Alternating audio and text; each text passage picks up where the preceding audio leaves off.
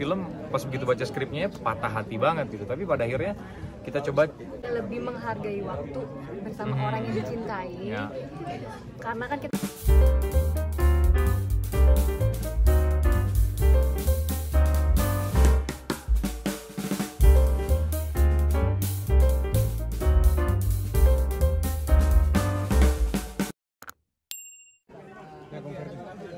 Ya, Clara, coba cerita nih berdua sama Deva nih tentang filmnya nih.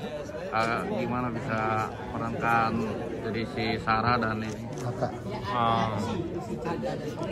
karakternya. Iya, film Until Tomorrow ya kurang lebih seperti yang saya bilang tadi gitu. Mungkin sebagian dari teman-teman ngelihat trailernya terus sudah punya tebakannya gitu bahwa kita tahu nih filmnya akan kemana berujung. Tapi kan kita mau lihat bagaimana kedua manusia ini berjuang kan gitu. Nah sebenarnya itu sih yang pengen dihadirkan gitu. Dan ini juga jadi salah satu apa ya. Tadinya pas saya ditawari gitu film Until Tomorrow, saya pas lihat kayak aduh sedih banget gitu. Mampu nggak ya saya untuk ngambil film seperti ini gitu. Karena ini film pas begitu baca skripnya patah hati banget gitu. Tapi pada akhirnya kita coba cari sisi berbeda, kita coba cari perspektif lain. Ternyata yang saya temukan adalah ketika saya baca skripnya lagi berulang kali adalah yaitu tentang perjuangan gitu. Apapun kondisinya, ketika kita sudah memilih untuk hidup bersama seseorang gitu, ya berjuang sampai benar-benar akhirnya semesta bilang oke, waktunya udah selesai. Jadi tentang perjuangan sih, dan di film ini juga tidak melulu seperti yang kita lihat di trailer bahwa ini sedih-sedih mulu gitu. Enggak ya, mereka juga punya fase bahagianya gitu. Nah semuanya itu berjalan layaknya kehidupan aja ya. Mereka dari kebahagiaan apa segala macam, mereka yakin bahwa mereka akan menikah, menghabiskan waktunya sama-sama, maut akan menjemput mereka berdua dalam waktu yang sama. Ternyata di tengah-tengah keyakinan itu ada kabar yang tentunya membuat mereka sedih dan akhirnya mengubah karakter mereka, tapi tentunya bikin perjuangan mereka makin solid gitu. Mungkin ini aku tambahin sedikit sih, selain ini kita mau ngomongin tentang perjuangan juga dan romansnya si Haka sama Sarah, yang mau kita sampaikan juga adalah buat reminder aja sih buat kita untuk lebih menghargai waktu bersama orang yang dicintai. Ya. Karena kan kita nggak tahu mereka akan pisah kapan gitu kan. Karena maksudnya kayak sesimpel kadang-kadang kita suka take it for granted for everything, mau dari waktu, mau dari manusia, mau dari hal-hal kecil gitu. Jadi aku sih cuma berharap film ini tuh bisa mengingatkan kita semua untuk ya itu lebih menghargai dan karena dengan kita punya waktu sehari aja sama orang yang kita cintai itu kayak menurut aku tuh anugerah gitu. Itu yang mau disampaikan juga di film ini. Yep. Ada kesulitan nggak sih perankan Sarah itu? Kalau kesulitan sih yang tadi aku sempat sampaikan juga, karena kan ngebawain karakter Sarah itu nggak bisa sembarangan, karena ini kan terinspirasi diangkat dari kisah nyata.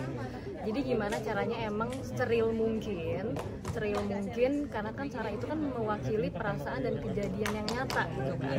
Makanya kan aku sampai yang diskusi sama survivor cancer di luar sana gitu yang aku nanya gimana tentang perasaan mereka, keluh kesah mereka dan apa yang mau disampaikan, gimana strugglingnya waktu gimana gitu kan. Dan ternyata yang aku dapatkan adalah bahwa mereka tuh sangat semangat sekali gitu, kayak mereka fighting spiritnya sangat tinggi banget. Dan makanya tadi aku sampaikan tadi juga itu yang menjadi acuan buat karakter Sarah agar hidup lah, maksudnya kayak itu acuan buat menghidupi karakternya Sarah, betapa tegarnya dia berjuang melawan penyakitnya yang sakit banget itu gitu. Sarah tadi Clara sendiri pernah komunikasi dengan masalah nggak sih, sosok Sarah mungkin seperti apa? Aku pribadi sejujurnya juga belum pernah, karena kan aku lebih concern memang tentang gimana sih menjadi survivor cancer itu sendiri kan. Tapi Deva takut dicap sebagai spesialis drama percintaan? Spesialis drama percintaan? Enggak, ini film pertama mbak. Enggak masuk drama. Ya drama mulu emang. Dicap sih enggak ya, cuman nggak bisa dipungkiri stereotyping itu terjadi bukan hanya pada pemain-pemain film Indonesia, tapi kan terjadi di dunia gitu.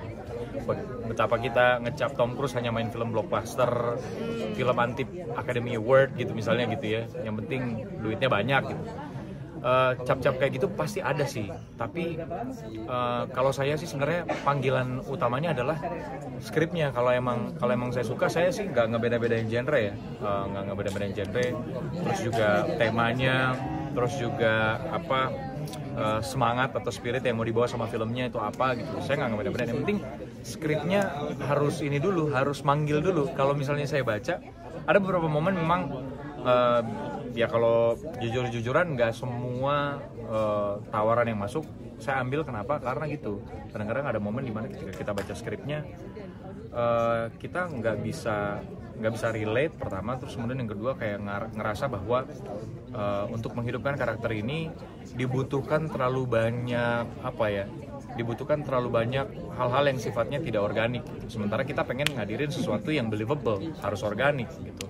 Nah, ketika baca skripnya Until Tomorrow, karena draftnya udah banyak, kita tuh terima skrip itu draft berapa kan? Tadi kan katanya udah sampai 78. Kita tuh pemain terima tuh udah di level draft 3-4, yang mana sebenarnya udah sama produser dan penulis tuh udah dibikin sebagus mungkin. Jadi pas kita terima itu tinggal minor ini doang, revisi doang gitu. Jadi itu sih, kalau masalah dicap sih ya saya sih nggak keberatan sih kalaupun misalnya pada akhirnya ada stereotyping itu gitu.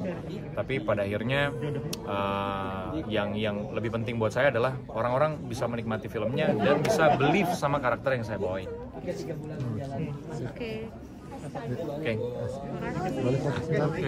Terima kasih. Thank you.